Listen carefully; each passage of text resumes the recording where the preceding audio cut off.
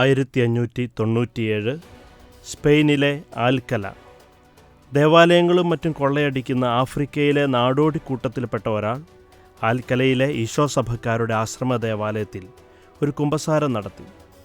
ഏതാനും ദിവസങ്ങൾക്ക് മുമ്പ് ആൽക്കലയിലെ ഒരു ദേവാലയത്തിൽ നിന്നും കൊള്ളയടിച്ച വസ്തുക്കളെല്ലാം തൻ്റെ കൈവശമുണ്ടെന്ന് അയാൾ വൈദികനോട് കുമ്പസാരിച്ചു.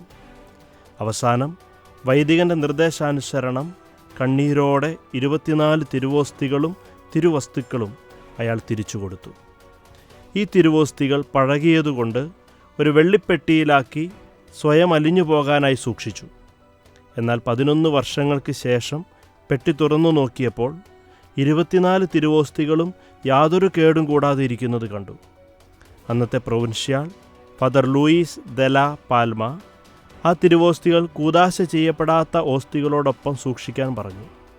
കുറച്ചു മാസങ്ങൾക്ക് ശേഷം വീണ്ടും തുറന്നു നോക്കിയപ്പോൾ ഈർപ്പം കൊണ്ട് കൂദാശ ചെയ്യപ്പെടാത്ത ഓസ്തികൾ നശിച്ചു പോയതായും ആ 24 തിരുവോസ്തികൾ കേടുവരാതിരിക്കുന്നതും കണ്ടു. ചാൾസ് മൂന്നാമൻ രാജാവ് ജെസ്യൂട്ട്സിനെ സ്പെയിനിൽ നിന്ന് പുറത്താക്കി. പിന്നീട് ഈ അത്ഭുത തിരുവോസ്തികൾ മജിസ്തീരിയൻ ദേവാലയത്തിലേക്ക് മാറ്റി.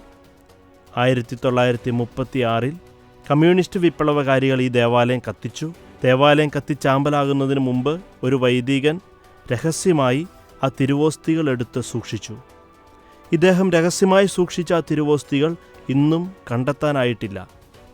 ദൈവം ഒരു പുതിയ അത്ഭുതം ചെയ്തിരിക്കുന്നു എന്നാണ് മറഞ്ഞിരിക്കുന്ന തിരുവോസ്തികളെക്കുറിച്ച് ഭൂമിശാസ്ത്രജ്ഞനായ ഡോക്ടർ അൽസേൽമോ അമൂന്തോ തെർനോരോ പറയുന്നത്. സ്പെയിനിലെ ആൽക്കലയിൽ നടന്ന ദിവ്യകാരുണ്യ അത്ഭുതത്തിലൂടെ കൂദാശ ചെയ്ത തിരുവോസ്തി യഥാർത്ഥ ക്രിസ്തുവാണെന്ന് ഞങ്ങളെ പഠിപ്പിച്ച പരിശുദ്ധ പരമ ദിവ്യകാരുണ്യമേ, പരിശുദ്ധ കുർബാന ഞങ്ങളുടെ ജീവിതത്തിൻ്റെ കേന്ദ്ര ബിന്ദുവാകുവാൻ അനുഗ്രഹിക്കണമേ.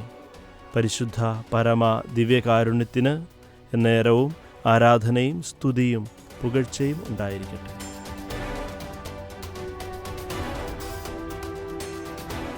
വിശുദ്ധ കുർബാനയുമായി ബന്ധപ്പെട്ട വീഡിയോകൾ നിങ്ങൾക്ക് ലഭിക്കാൻ ഈ ചാനൽ സബ്സ്ക്രൈബ് ചെയ്യുക.